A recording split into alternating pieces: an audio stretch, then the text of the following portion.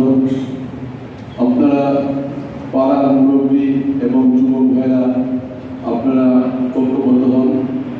যে ব্যক্তি হোক, সে যত বড় শক্তিশালী হোক, যে বংশের হোক অথবা যে পাড়া হোক না কেন, আপনারা সবাই মিলে ওদের পাকড়া করেন।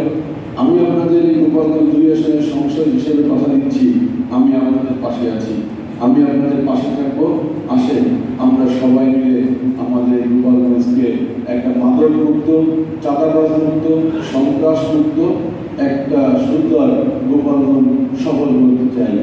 দেখেন এই গোপালগঞ্জ শহরে অনেক জলাবদ্ধতা আছে, অনেক রাস্তাঘাট ড্রেন নেই। আমি নিজে এই বৃষ্টির মধ্যে অনেক মানুষ জলাবদ্ধতায়